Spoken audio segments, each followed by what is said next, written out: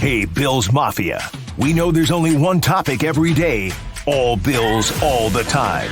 And now Matt Beauvais and Sal Capaccio are going really deep, talking Bills all year long, because it's always game day in Buffalo.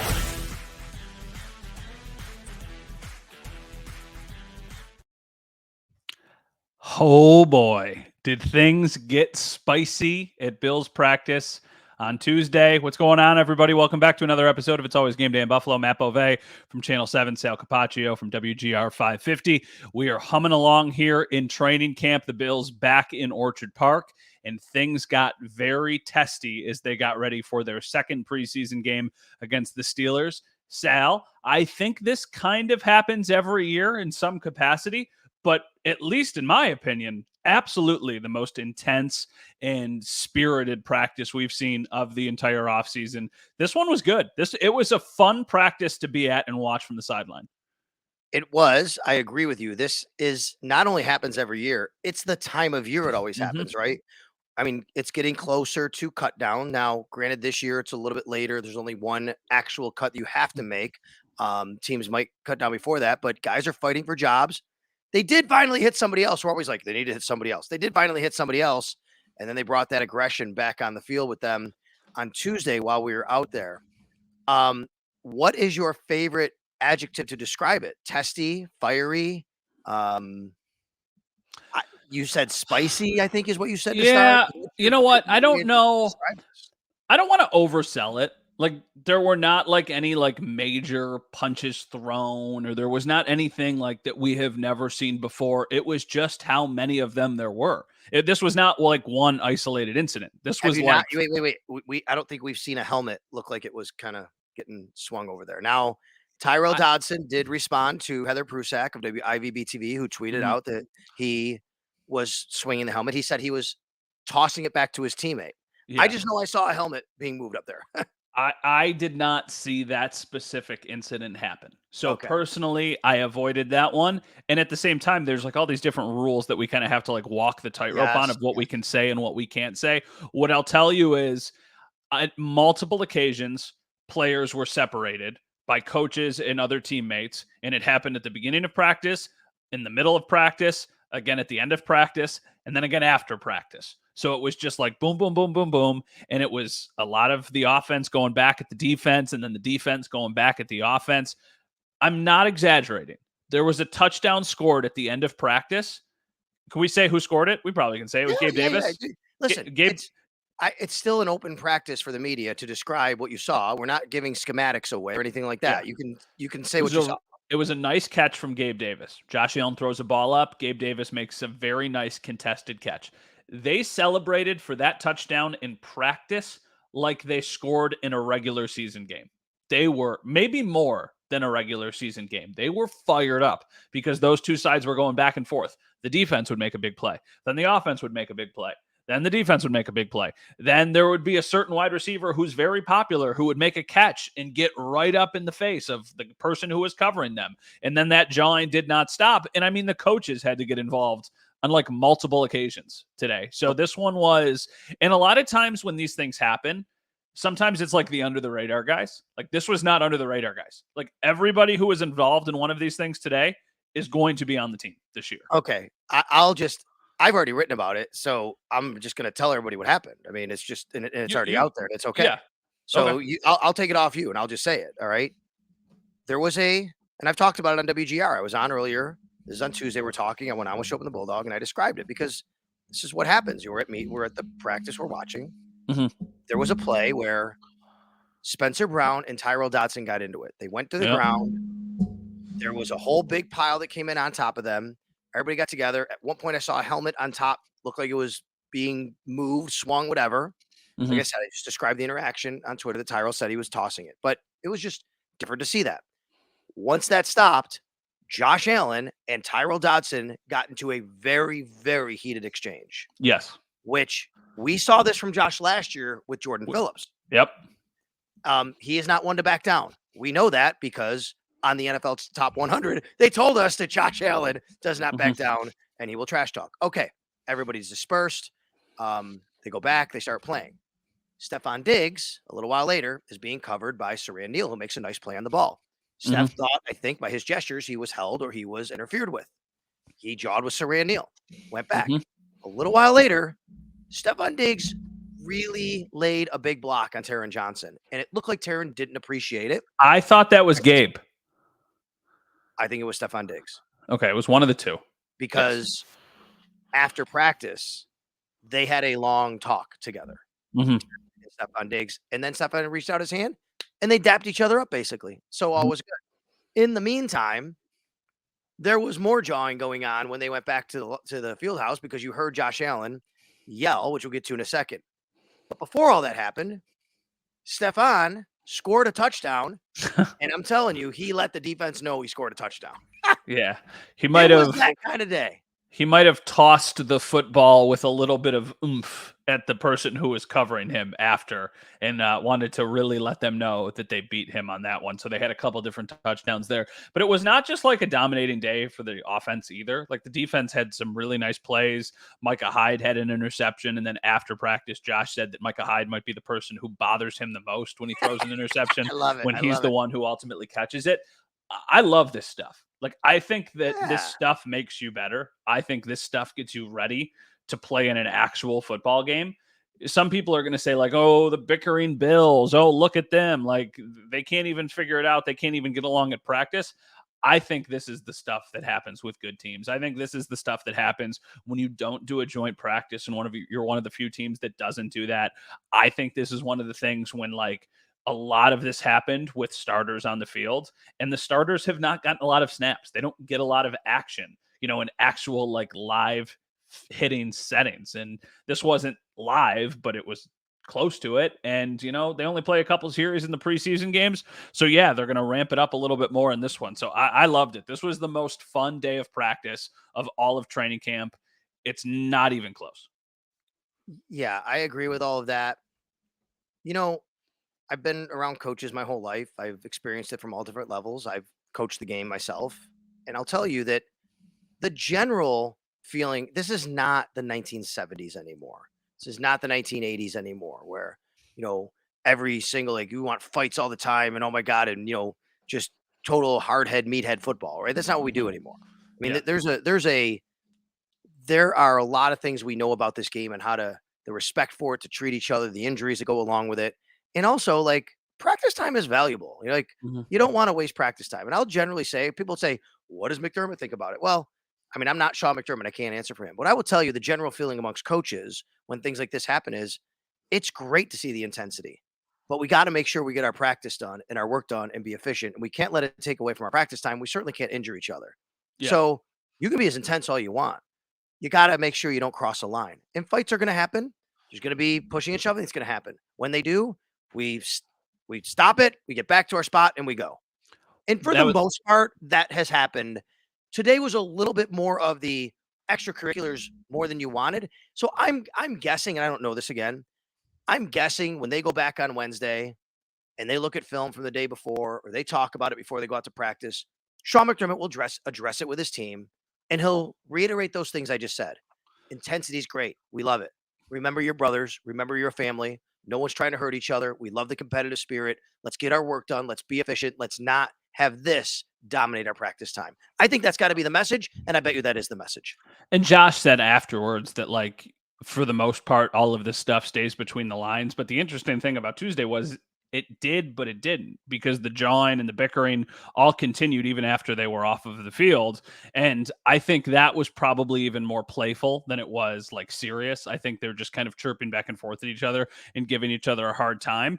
But I mean, like, it was very obvious. We're sitting there asking Josh these questions about practice and how intense it was. And in the background, you were hearing guys yelling at each other, and he has to, like, stop his press conference and he screams at them, "Hey," very loudly, and then they kind of stop, and then they walk the rest of the way. Like, "Hey, I'm going to turn this car around if you don't stop." Like, "Hey, I'm going to turn this car around." Exactly. That's probably the first thing that most people thought of when they watched it. I mean, I posted the video. You, though. I thought, not just me, I want to make this very clear. I was in the media room at this point. Practice is done. And I looked at Catherine Fitzgerald from the Buffalo News, Sometimes we workshop our tweets together because we have a very similar sense of humor. And I said, I've got this. This is gold, but I can't think of what to do with it. I was like, I want to put it into a song, but I can't think of a song that has the tone that matches the hey that Josh Allen let out. And she, a minute later, like snapped her head back at me and was like, the Arthur theme song. Do you watch Arthur? Did you ever watch Arthur? Did Max ever watch Arthur? Or is this like a generation gap thing? Okay. So you told me about this, thought I knew what you meant. And I'm going to get to that in a second. I didn't know what you meant because I did not watch this. Max did not watch this. What is this show you're referring to? Arthur was, I think, it was a PBS show. So it was a show that like everybody basically around the country, if you had a TV, Arthur the Aardvark. Yes, I've seen it on my TV on the scrolling. Yes, I don't think I've ever watched it. I would say Arthur was probably really big right at like around like 2000, like a little before 2000. So I think at that point, I was born in 92. Probably like 8 years old. Oh, okay, you're good, yeah. So my guess is like it was kind of because I remember watching Arthur, and I remember I think my sister watching Arthur too. So that was like kind of like right at those like peak of like innocent young children's television shows, and then eventually you kind of graduated to like Nickelodeon or Disney Channel or Cartoon Network or the shows that hit a little bit more flair. Not a lot of flair in Arthur. You don't remember from a couple years ago the viral thing of the fist? It was like a cartoon fist shaking, showing somebody get mad. That was Arthur. Yes. That was Arthur. Oh, that's Arthur's I always fist. thought that was maybe Simpsons. No, that's Arthur. That okay, little fist no, shakes. we're a Paw Patrol family, pal. Okay, that's what we watched, Paw Patrol. I'm excited because from what I've been told, Bluey is pretty good. And I think my daughter is going to kind of be... She's only 5 months right now, so TV is not a thing yet. But when TV does become a thing and I need the distraction or I need her to be distracted, I've heard Bluey slaps. So I'm excited for Bluey. I agree. I've heard the same thing. I never watched it. It's a little past and he's older. But by the time she's ready to watch TV, it might be something new. I think these things come and go very, very quickly. All right. So when you said two things. Number one, the hey, if I'm thinking about a song, I'm thinking about hey, different tone though. Hey, I hear you, but different tone. There was like a little bit too much aggression and anger when Josh did it. So there was like a lot of like, I was thinking like Ho Hey by the Lumineers and like that doesn't work. And then I was thinking like you could do the shout song with like the hey, like there's a lot of different things, but the tone was so aggressive. And in the Arthur theme song, it isn't aggressive, but it like kind of comes out of nowhere. So that's why for this one, it was like very slapstick and it kind of worked. Okay. It didn't kind of work. It did work. Here's the other part of this. You have now referenced this as the Arthur theme song a couple times. Yeah. You said it earlier. You said it now. If you ask anybody around my age, go ask your mother, Mr. Bove, what the Arthur theme song is. And I guarantee you, your mom will say, this is the Arthur theme song.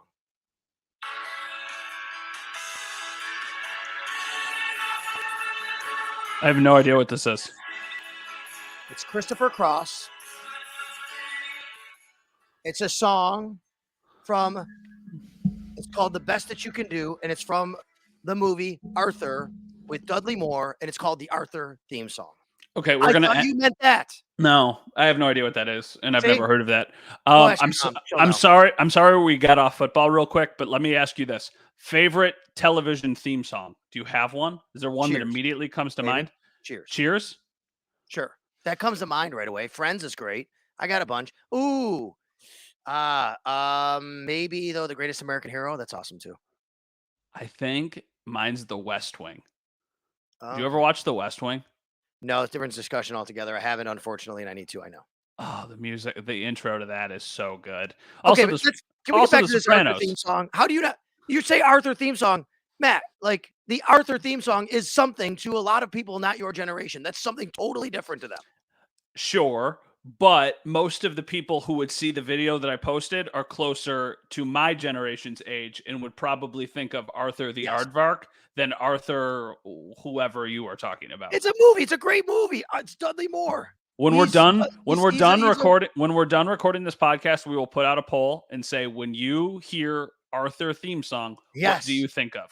And it's either Arthur the Aardvark or Dudley Moore, whoever that fine gentleman is. It's Dudley Moore's the actor. It's Christopher Cross. We can get lost between the moon and New York City. That's the lyrics to the song. I love that song. All right, we got to. You're like speaking a different language. All right, let's put a bow on this conversation, and then we'll talk about football again. Sal Capaccio, Matt Bove. It's always game day in Buffalo. I got another really fun question for you in a little while, but let's talk about the middle linebacker spot because I think we both agree. We talked about this after the game on the latest It's Always Game Day in Buffalo, our podcast. By the way, 2 days ago, like 8,000 views. Thank you very much for everybody who's come by. Oh, nice. Thank you. That's amazing, right? That's on YouTube at Sal Sports on the YouTube channel. Hopefully you're subscribed and watching all of that. We talked about the game that Dorian Williams had. I made a point to ask Eric Washington, is the door shut on him? Is he playing Mike? Is he locked into the will linebacker spot, backing up to Matt Milano? He said everything's fluid. I get it. I know why they say that. You always want to keep competition. You never want anybody to get settled. You don't want Tyrell Dodson or Terrell Bernard or anybody else to think, okay, this is my job. But Matt, I mean, at some point, if he backs us up with a game against the Steelers, are we not thinking that maybe he should start to get a little look to be another linebacker on the field at Matt Milano because you want your best 11? I don't think so. I hear what you're saying. I agree with what you're saying. I don't know if they feel that way. I'm sure they do in theory. They definitely want their best 11 on the field. I would think that if it's not Tyrell Dodson at linebacker, it's going to be A.J. Klein. And the Bills before the Steelers with Bernard hurt. Is that why Bernard hurt? Yes, with Bernard hurt. But I mean, it is interesting. The Bills put out a new depth chart before the Steelers game, and A.J. Klein went up the depth chart. He is now the primary backup there. I mean, like, that's not nothing. They don't do that. I know Terrell Bernard is hurt, but they had like all of them kind of as like the joint starters now. And now there's kind of more like of a definitive, okay, this is the play, this is the play, this is the play.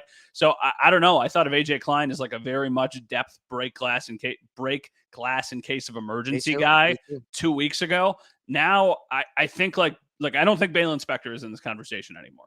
I think that if there is a starting linebacker on the field for them and it's not Tyrell Dodson or Matt Milano, the next person up, to replace Dodson would be A.J. Klein. I just don't think they'll have a summer of working Dorian Williams at will and then move him to Mike. I just don't think they would do that. During the spring, though. He did work there, OTAs minicamp. I agree with you. Like, I don't think they're going to do it. Mm-hmm. But it sounds like to me what you just said about A.J. Klein, maybe it is emergency. Maybe it's just nobody's really took control of that job. And, hey, should we look at this? One thing I will tell you is not going to happen. They are not moving Matt Milano to Mike linebacker. Sorry, folks. I mean, if anybody who's asked that, I asked that back in the spring, and they said that's not happening. And why would it? He's an all-pro at the weak side. Why would you move him away where he's great? I read it wrong. He did not move up the depth chart. So I'm sorry. He's still AJ Klein is still down on the depth. But that being said, like just watching practice, like AJ Klein is out there every once in a while. So Bernard isn't though. And how much is this hurting him? A lot. The timing of it is terrible. I mean, the timing of it sucks for him, right? It was like he was very much in this conversation, and I think that they had a little bit of a different skill set. I think they liked what Bernard was bringing to the table, and then he got hurt, and now you're just kind of like left scrambling, basically. Yeah, I wonder. Here's a question I wonder. Is the main starting middle linebacker for the Buffalo Bills in 2023 not on this roster? It doesn't have to even be opening night because that would be a quick turnaround for somebody. Is it possible this team, who's trying to win a Super Bowl, evaluates that position and says, we just don't have the answer on this roster. We have to go trade for somebody. We have to go claim somebody off waivers. We have to find somebody who's better than what we have. I'm not sounding the alarms that these guys have been bad by any stretch, but it feels like, and McDermott said this like last week at camp, no one's really separated themselves. And I wonder if they feel there's somebody that would be a separation. Let me put it this way. Of all of the position battles we've talked about, I feel like this is the one where there isn't a lot of other options. Like if we talk about cornerback and you say, okay, well, we think Dane Jackson is going to win the job. I think most people would probably feel pretty good if Kaiir Elam or Christian Benford had to be on the field. Same thing at guard. It's like, okay, well, if Torrance doesn't win the job, you feel pretty good about Bates. And then you feel really good about having Torrance as kind of your next man up. At middle linebacker, I don't know how confident you are really any of the guys, let alone the depth. I mean, I think they're all fine, but my goodness, with Terrell Bernard injured, like, are you really excited about Tyrel Dodson, then AJ Klein, and then Balin Spector? I don't know if you are. I think you could get away with it. You'll be fine. Like, we're nitpicking here. This is a really, really good roster. There's a lot of teams around the league where you can have this conversation with like 5 or 6 different positions. With the Bills, there's not that many of them, but they're big shoes to fill. Like, Tremaine Edmonds was really good. And now you're just kind of saying, okay, well, we hope it works. And I don't think anybody has kind of established themselves as I think Dodson is the favorite, but I think that's just almost circumstantial. I don't think that's a lot to do with like what he's actually done on the field.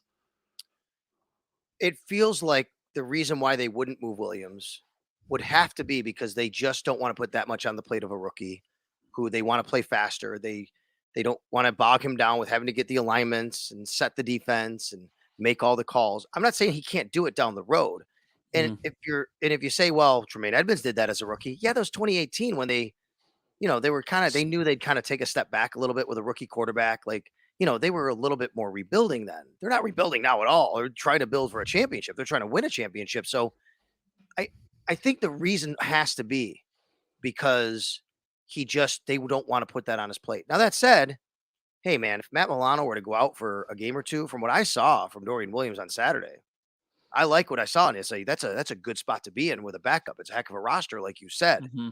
But I do wonder down the road if they say, you know what, we're gonna have to start looking at him again, because Eric Washington did not dismiss the notion that maybe Dorian Williams could get a look at Mike linebacker again. The thing, though, that Dorian Williams looked good, but Dorian Williams looked good against some competition where I don't want to say he should look good because he's also a rookie. So this is our first experience of Dorian Williams in game action with the Bills. So I don't want to say he should look good, but it also maybe isn't as impressive. Like, oh my gosh, look how good this guy looked, because he wasn't doing it against all of the Colts starters. He was kind of doing it against a bunch of people who were pieced together.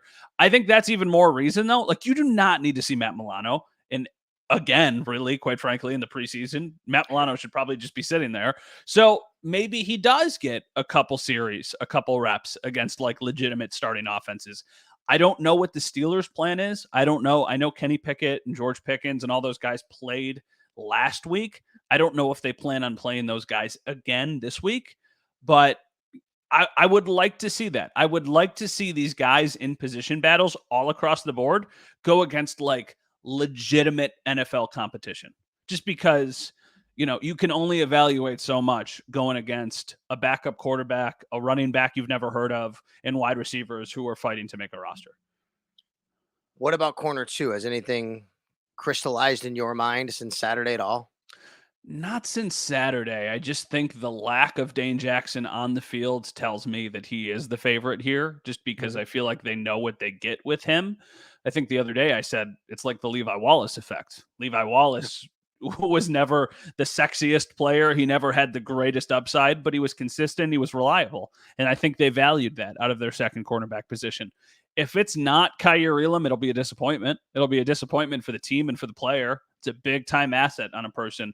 And it's also way too early in his career, and he's way too high of a pick to cut bait. You have to just keep him. But if you're keeping him and he's not playing a lot, and then you're going into year 3 next year, and you've got this first round draft pick, I know that you could part ways with Dane, but man, if he's not winning the job after year 2, I don't know what's realistic for the year 2 to year 3 step. The Bills made a couple roster moves on Tuesday. Number one, they activated Tyler Matakevich from the active, physically unable to perform list. That leaves just Von Miller left on the PUP list. We didn't even discuss Tyler Matakevich in the linebacker discussion because, quite frankly, he's not. I do wonder about Tyler Matakevich's spot on this team, though, considering the new kickoff rules, Matt, because they're paying him to cover kicks, essentially, and punts. I get it. And I know the Bills value, like, special teams, but with a team that's tight against the cap, if you're just going to go into games and it's not really as important to cover the kick like it used to be because of the rules of the fair catch that they can do now, I wonder if Tyler Matakevich could be a guy on the outside looking in. You might be right, but at the same time, take out like Bass, Martin, and Ferguson. Okay, take out like the quote specialists. Yep. Right now, if you said who's the best special teams player on the Bills roster, Matakevich is in that conversation. Probably right. Matakevich and Saran Neal are probably the first two people that immediately come to mind. So I think given that, I don't want to say he's safe, but I think he still probably is favored to make the roster. I will be surprised if he's not on the roster. Now, we're talking about a special teams contributor here, so I'm not going to be shocked or anything, but I would be surprised if he's not on the team come, August 26th or 28th or whatever the date is. The other move they made was put Brandon Shell, the tackle, on the reserve retired list. He did not show up to practice on Tuesday. Then we find out that he's going on the reserve retired list. It does hurt their depth at tackle, but I don't think it's anything to be too concerned about. They have David Questenberry there. They have Ryan Vandermark there, and I think Ryan Vandermark has a legitimate look at being a reserve tackle on this 53-man roster. Yeah, you're probably right. It doesn't. It's weird because 2 months ago, 3 months ago, whatever it was when they signed him, oh my gosh, it's already August. It was longer than that. When they signed him, you're saying like, okay, this guy played like substantial amount of games for the Dolphins last year. This is a good depth piece for you to have kind of in your back pocket if you need it. There's also been nothing from Spencer Brown this summer that has made me think like, okay, he has this job. I mean, he's got the job locked down, but I don't know if he's like, oh my gosh, he looks like Spencer Brown during that stretch of his rookie year where he looked really good. Like there are times when it's like, okay, they need better, more consistent play out of their offensive line. And I think that's the person I've probably noticed most often of just thinking like, okay, that person needs to improve. That's not to say that they won't. That's not to say that he won't. They absolutely could be a better offensive line this year. I think they will be because of the interior play. And I think the interior improvement will make the exterior that much better. But losing depth when you have a couple question marks there is never good. Like this is not a good thing for the Bills. It's not like substantial, but it's certainly not a good thing.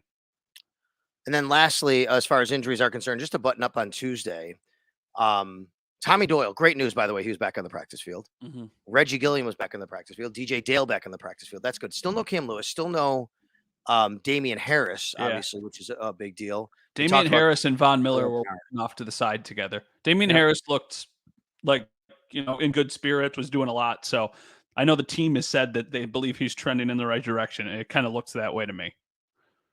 Yeah, me too. I just, it's a guy that has an injury history, and you hope that it's nothing that lingers with him and that he cannot have that injury history with the Bills, because I think he could have a really key role as a running back. And obviously Latavius Murray has looked pretty good. We've seen him on Saturday. We talked about him as well.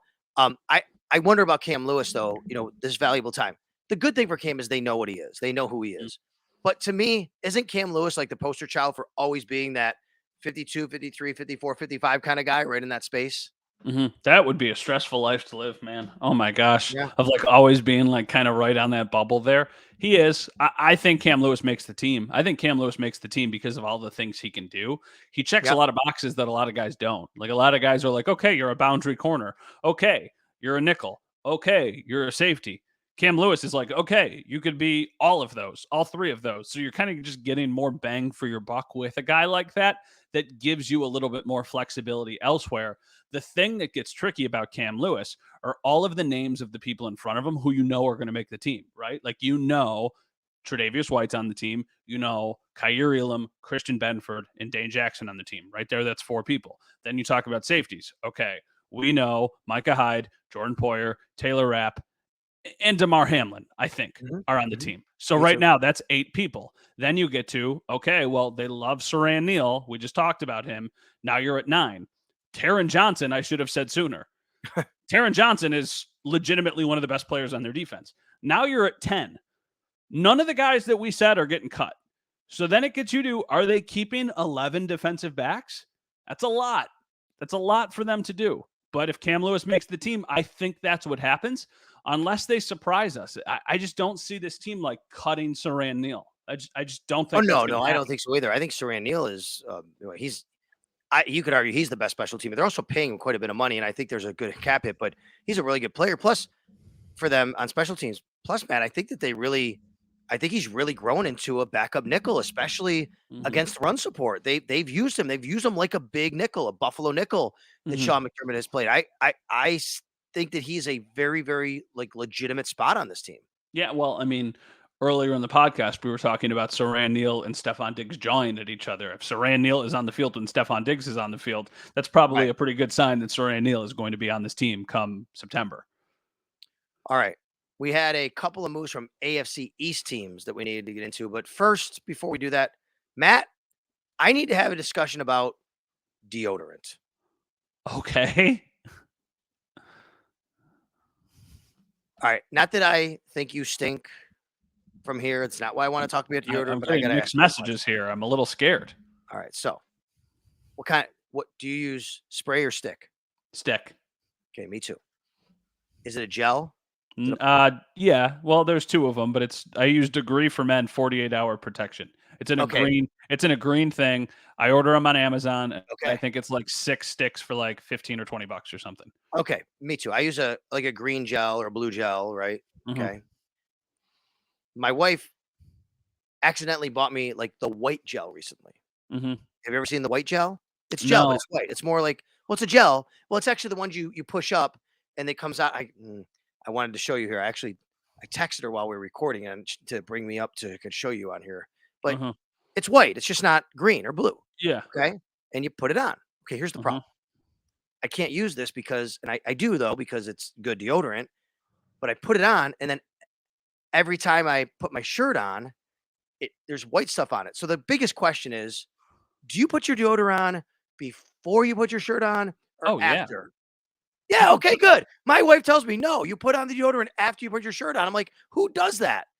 Nobody does. But every time I put the deodorant on, it's this white gel and it's under my armpits, and I put my shirt on, and then there's white stuff on my shirt because how I roll it up to put it on, it goes over it. If that makes sense, it touches. I don't know if this is TMI, but like I get out of the shower, I dry off, and then the first thing I do is I put on deodorant, and then after that I go put on clothes. 100%. So my wife is completely wrong. I mean, I got to tell her, like, what? I mean, she is from Germany. Do they do it different over there? I'm not really sure. I hope not. I would hope that this is pretty standard procedure. She claims to me that I should be putting the deodorant on after I put my shirt on. Are there still people? Are there still people who use spray deodorant?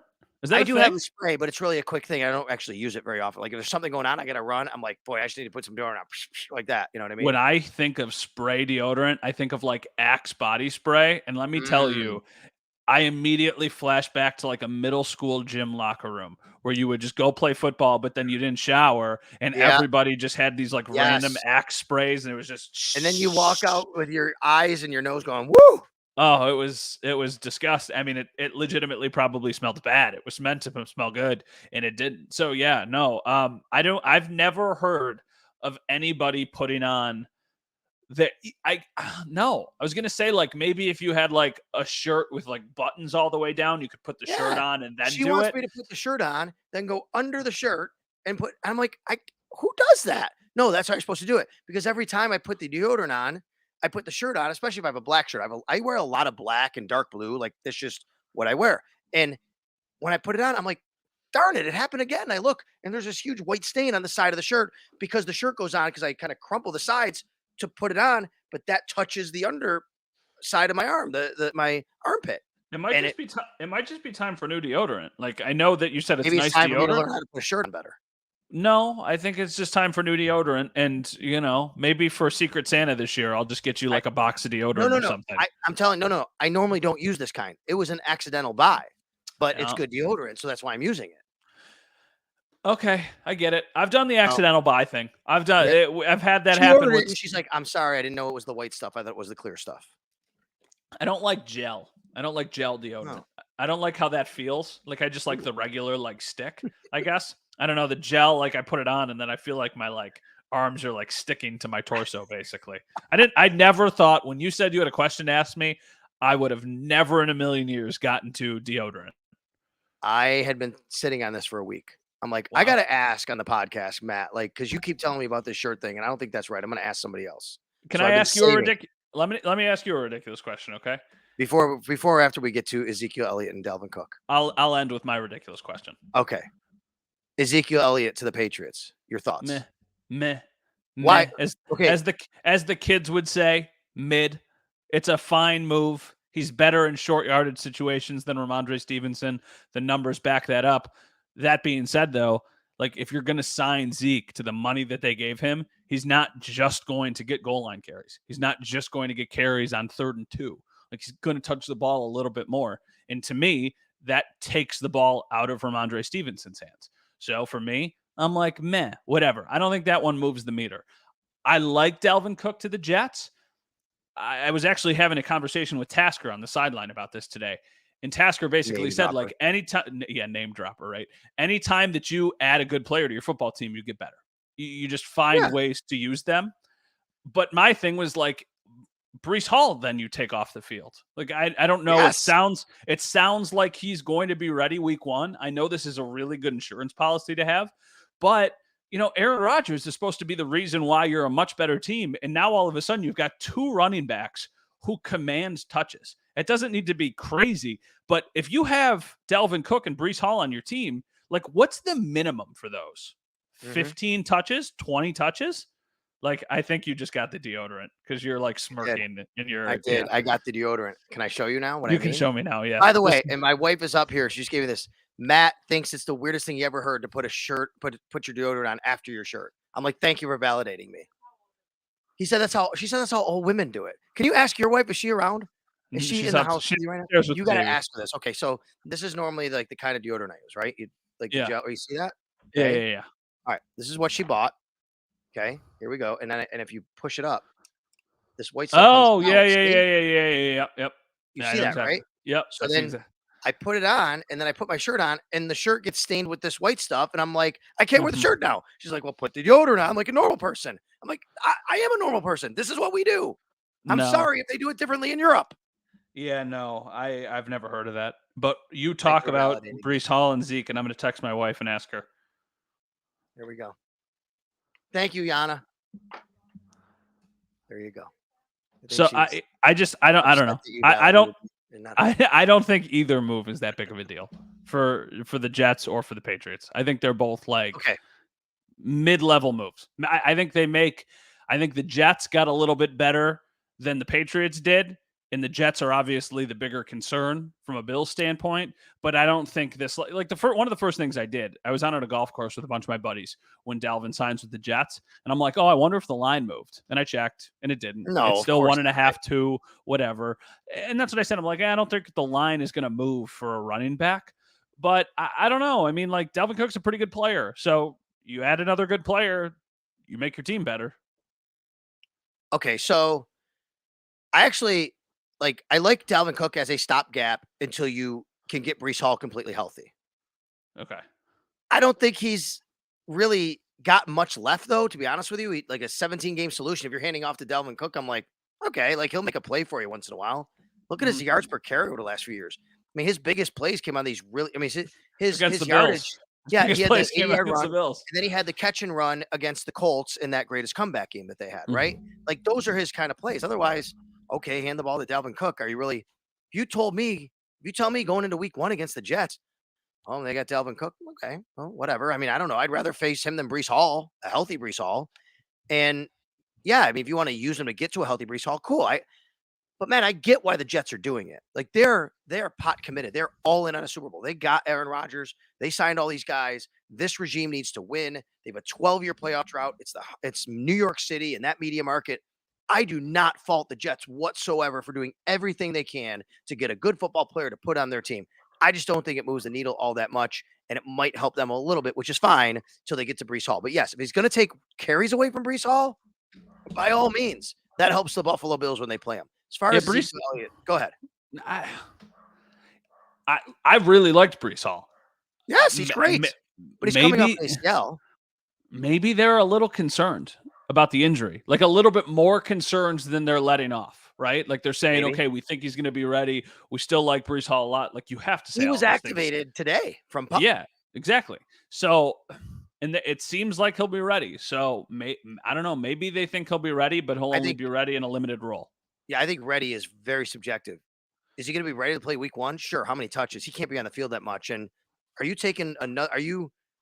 Here's the game you have to play to think about it for the Jets. If you only want him on a pitch count, so therefore you have to keep another guy at running back. And then all of a sudden, what happens if there's an injury? Now he's actually got to play a little more for you. That's a tricky thing. It's the same thing the Bills are going to face with Von Miller if they make that decision. As far as Ezekiel Elliott is concerned, this is not about Zeke for me. This is about the Patriots for me. Ezekiel Elliott actually had a really good year last year, scoring touchdowns, 12 touchdowns. He's very good, like you said, in short yardage. I mean, there's still a lot of tread. There's a lot of tread in that tire. I mean, 28 years old, I guess. I thought he was older than that. Found out today, 28. Okay, fine. I don't think he's a great player anymore. He can still be a serviceable player. But what is striking to me is the New England Patriots, who already have this throwback team they think they're going to win with, and a slow offense, basically, that they're trying to run the ball and 2 tight ends and recreate what they had with Gronk and Hernandez, and you're going with Mac Jones. They don't need this. They need playmakers. They need speed. They need wide receivers. All this does is embolden them to be as bad as they're going to be on offense. It's weird. It's like when everybody else zigs, they try and zag, right? Of like, what's going on? Maybe it's a little bit of an indictment on Mac Jones. I mean, and I know that this is a big year for him. We were talking about that earlier in the year with Ben Volin, and it's like, okay, well, they know they're going to be better because you've got Bill O'Brien now. You've got better weapons. You had Juju Smith-Schuster, et cetera, et cetera. But I don't know. Like, I can't imagine a team like Ramondre Stevenson is their best player offensively. And now you're adding another, like you're not taking away touches from Ramondre Stevenson. Right. You're adding more carries. So like that, how many times is Mac Jones going to throw the ball a game? 15 to 20 times? And what if you are taking touches away from Ramondre Stevenson? Okay, if I'm a defensive coordinator, I'm fine with that.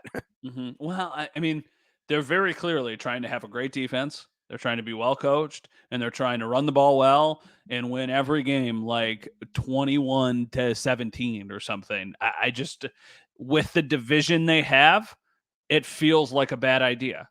Bill Belichick, best coach ever. So, like, who am I to sit here and say that, like, your strategy is stupid, man?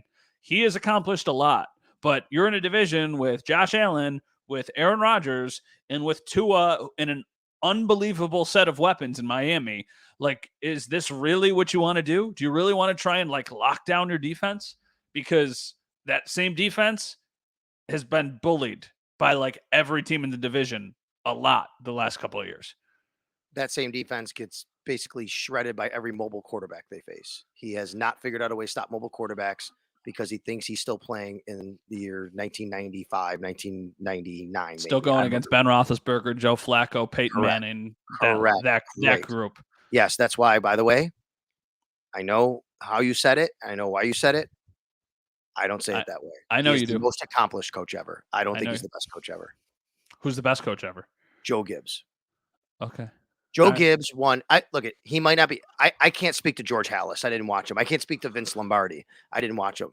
I know in my lifetime, Joe Gibbs won 3 and went to 4 Super Bowls with 3 very average quarterbacks, 3 different very average quarterbacks. Mark Rippon, Doug Williams, and Joe Theismann. He didn't do it with the greatest quarterback ever. In fact, far from it. And he still won 3 Super Bowls in 12 years. That's pretty good. It's pretty good. Yeah. Moral of the story, don't think either one of the moves really is a drastic difference for the division or anything like that. Okay. My final question for you before we wrap up. If you get a thank you card in the mail, how long do you keep it? Excuse me. Bless you. I mean, I guess it would depend on who it's from and what it's for, maybe. Can you give me more general without revealing? No, this was something brought up in a group message, and somebody said, like, am I a terrible person for, like, literally opening the thank you card and then immediately throwing it away? No. And I said, I'm totally cool with that. It's a thank you card. You read it, you appreciate it, you threw it out. Yeah, I mean, I don't know. I think you keep it for. I said I put them on like the fridge until it's garbage day. Like if it's like a really beautiful thank you card or like a really, really like meaningful note, then I keep it. But if it's like the thank you card for the sake of having to send a thank you card, I don't think there's any like amount of time you have to keep it. If it's an important like person, you're like, oh, I'm impressed. Like this person sent it to me. I can't believe. Wow, thank you. Right? Oh, I mean, some prestigious person, well-known person, you save it. You kind of like, oh, look at that person. They wrote me a thank you card. It's really cool. If it's because you went to a birthday party and you gave a gift or a wedding, which is probably right, and you gave a gift and they sent you a thank you card, I'm like, okay, thank you. And you can throw that out. I mean, if someone sends you a birthday card, you keep it for a little while, I think. Someone sends you a Father's Day card, you keep it for a little while. But even then the rules are, I don't know how long. It's an interesting question. I mean, we had this conversation at Marge's the last night of training camp. You were over. That was a whole thing. Marge's that last night I asked the question to Jeremy, to Joe, and to Catherine, and we had an entire conversation about it. And basically I said, I think you keep it for a couple days, then you can get rid of it. And I was in the minority of believing that, basically. So I just wanted to get your gauge on it. I thought it was a fun question. All right. So I was able to and honored to participate in the Jim Kelly Golf Classic on Monday. It was awesome. Terry Hills and Batavia. And during the tournament, there was a group that had Dan Marino and Chris Berman playing in it, which was really cool. Just a few in front of us. There was a hole-in-one contest. It was hole number 12 at Terry Hills in Batavia. You pay $20, you are entered into the contest. If you hit a hole-in-one, it's $10,000. You roll up. It's 195 yards to the pin. It's a tough one. Marino. Wait, is this the hole that I won closest to the pin on when I played with you in the Eric Wood golf tournament? Yes, it is. It's the same one. Yes. Yep. Way to flex and throw that in there. I appreciate it. Oh, right. wait till I flex on my next thing that I'm going to say. Okay, so hold on. So Marino buys everybody the $20. I'll just put you in. Pop. Somebody hit a hole-in-one for $10,000. Holy crap. It is for Kelly for Kids Foundation. Marino bought the ticket. What do you give back? What do you do with all the money? But they did get it. This is a true story. They did. Okay. So Marino paid, right? $20 for each person in the group to have the ability to be in the contest. Yes. I think it's a $5 Kelly for Kids golf tournament fundraiser. I think you keep $5 and you donate $5. And then you figure out between the $5 you keep how you split that up between the person who did it and Marino. All right. Like it. I don't think Marino would take anything. Because what if you split it $2,500, $2,500? $2,500 to Dan Marino probably doesn't mean anything. And you can't buy drinks. All the drinks were free anyway all day. Yes. So I think if it was me and I hit the hole-in-one, I would say it's almost like going to like a stag party and like you win the 50-50, like you give it back in that setting. Okay. That's not $10,000. Here, it's for charity. You didn't pay for the shot anyway. I'd say, $5 go into the charity and then you keep the $5.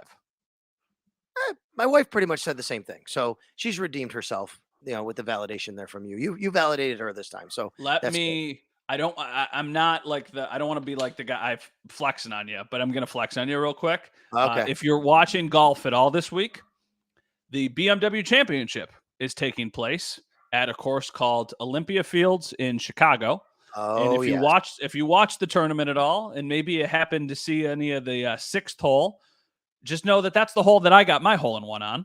So unless one of those pros gets a hole-in-one, I can say I've done something there that they have not done. So John Rahm, Rory McIlroy, Scotty Scheffler, like I'm putting the challenge out, like get a hole-in-one. Because if I can do it, you should be able to do it. Just saying. Saying. Michael Block Bove. It's always game day in Buffalo. It's cool. It's a cool, I will say. Thing. Very cool. Really quickly, about 3 holes after that at Terry Hills, I hit one about 10 feet from the cup. I'm like, oh, I might get closest to pin. I walked up there. No. 2 feet, 1 inch 4, Dan Marino. Dan, what are you doing to me? You hurt me as a child as well, watching you beat the Bills sometimes. That's the Bills actually beat them more often. And now you trumped my hole-in-one. So that's not cool, Dan. All right. Dan should have known better. Mike Robier is our new producer, doing a great job for us. We really appreciate him. And we always, we thank Lucas for all his contributions, but this is the first time that we're just with Mike. So Mike, thank you very much for getting this set up and, producing us today and hopefully helping us sound good and look good here on It's Always Game Day in Buffalo. You can watch it at Sal Sports on YouTube. You can download it, subscribe to it on audio, iTunes, Spotify, Odyssey app, WGR Sports Radio 550 on demand, all those kinds of things. That's where we come at you. We got the Bills and the Steelers on Saturday. Matt, you making the trek? No, one of my coworkers is going to make the trip. I got to pick and choose my battles here. So I'm going to be gone a lot in the fall for all the games. So this one, the timing of it is strange too, because the timing of it, the game's at 6:00. So when the game starts, we're in a 6:00 newscast. So nothing from that game really checks off. And then we have an 11:00 newscast that night. So by the time it's a quick day trip, I have been to the stadium before. Dom has not. Dom gets to go do the stadium, experience it. So I'll be watching on television like a lot of people back here in Western New York. You think Josh plays this game? I think he does. I think this is the game he plays. I think so too. I think he does. It's going to be one of these next 2 games. This feels like it might be the one. I'm not sure.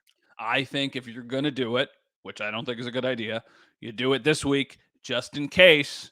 Get a little bump, a little bruise. You get a little bit of an extra window to get back. So I wouldn't do it at all, but they don't seem to think that way. I mean, I saw Pat Mahomes was playing against the Saints in the preseason. I saw all these guys are out there doing their thing. So I'm sure they're going to play Josh for at least a couple series. All right. Thanks for listening and downloading and watching and all that neat jazz here. And it's always game day in Buffalo. We'll talk to you next time. Thanks for tuning in.